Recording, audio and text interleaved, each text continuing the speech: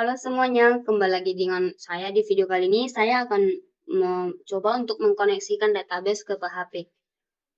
Nah, namun terlebih dahulu, pertama kali harus mempunyai web server. Di sini saya menggunakan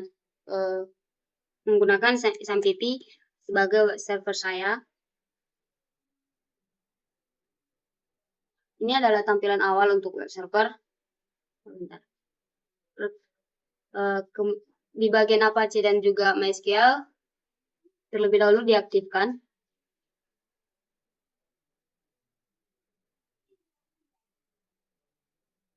Oke, ini sudah aktif. Lalu kita buka php-admin-nya.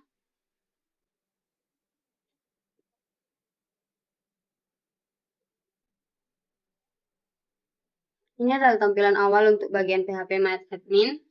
Di sini saya pilih DBTIA sebagai database yang sudah saya buat. Nah, di sini di bagian tabel mahasiswa terdapat 4 field. Yang pertama field name, kedua nama, ketiga foto, keempat email.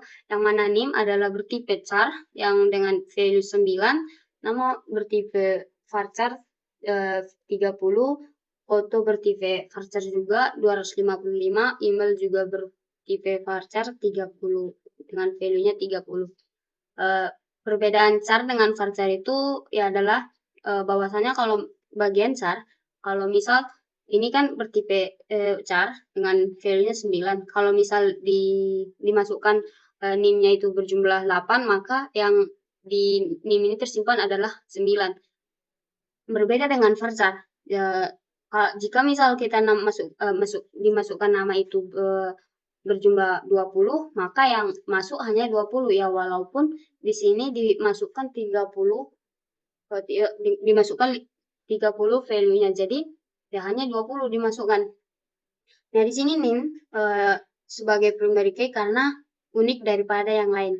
Nah, oke, ini sudah ada database-nya, kemudian kita kemudian pergi ke Visual Code.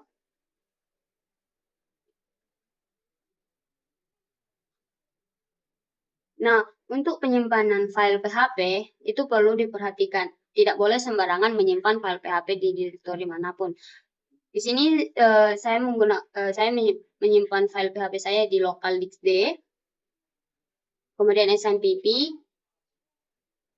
kemudian htdocs. Nah, di sini adalah file penyimpanan PHP saya di pemrograman web. Oke. Di file PHP saya terdapat ada index PHP, kemudian login PHP, kemudian login 2 PHP. Yang pertama itu login PHP. Terlebih dahulu yang diakses adalah login PHP, yang mana di sini terdapat form yang actionnya adalah login 2 PHP. Jadi jika ini dijalankan, maka ini akan mengarah ke file login 2 PHP. Bagian kode ini berfungsi jika informasi loginnya salah, maka nanti akan muncul pesan kesalahannya. Nah, di sini terdapat div input, yang mana berisi label dan juga input yang bertipe email, dan di sini ada requirement untuk mematikan saran dari emailnya nanti. Kemudian input juga begitu. Di bagian ini juga seperti itu. Nah, di sini ada button submit, button yang bertipe submit. Jika submitnya diklik maka akan login. Kemudian ini adalah login 2 PHP. Setelah login PHP dijalankan, maka akan mengarah ke login 2 PHP. Akan mengarah ke file ini. Pertama ada session start, yang mana ini harus berada di sebelum kode ini. Sebelum kode ini ini maksudnya begini. Session start ini harus paling atas sebelum kode yang ada diketikkan begitu. Jadi ini $email, $email, kemudian $get yang ada adalah email. Email ini adalah dari sini, dari ini, yang name ini, kemudian ditangkap oleh variabel $get. $get itu berfungsi untuk ngambil variabel dari form tadi. Begitu juga dengan di bagian name-nya yang disimpan oleh password maksudnya. Kemudian ini adalah bagian query, yang mana query-nya adalah select. Oh, ini harusnya bintang ya. Oke, set dulu. Select bintang from tabel mahasiswa where email dari variabel $email disimpan di $SQL. Ini maksudnya tabel mahasiswa, oke? Kemudian uji koneksi ke database.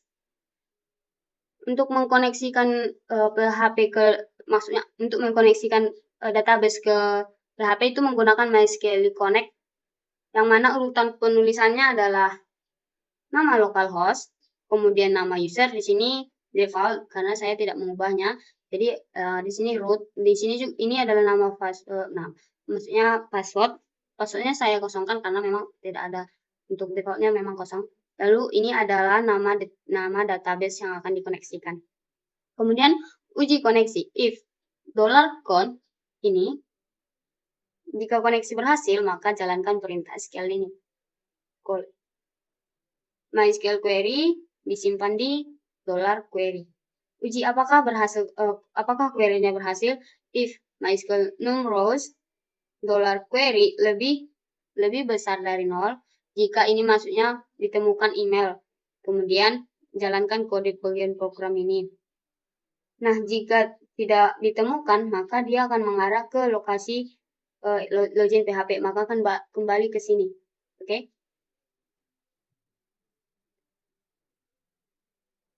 Nah, jika ini dijalankan dan benar dan berhasil, maka akan mengarah header ke location index PHP, yaitu mengarah ke file index PHP. Kemudian ini adalah exit untuk keluar dari kode if ini. Kemudian akan mengarah ke index ini tadi. Nah, di sini tidak ada file PHP, hanya ada file HTML yang mana di sini ada gambar dan juga H1 yang mana isinya adalah welcome to my website. Oke, kita demo saja. Untuk mendemokannya, pertama kita tulis keywordnya localhost, kita panggil localhost, kemudian nama file di mana kita menyimpan file kita, pemrograman web, kemudian status, nama file PHP kita login PHP. Nah, begini, bentar ya. Mana tadi login PHP?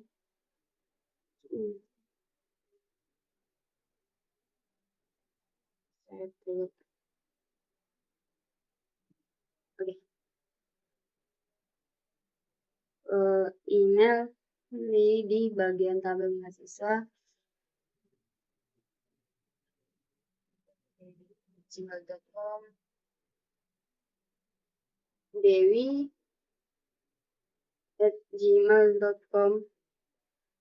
Di sini email yang dimasukkan adalah email yang sudah terdaftar di database. Jadi NIM berapa tadi? Oke, fokus saja.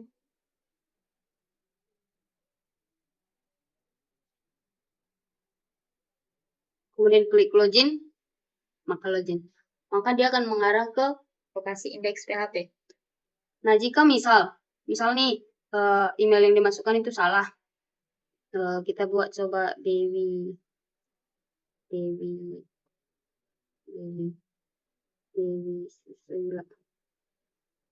Susi gitu misalnya, maka akan muncul data login tidak dikenal yang dari sini.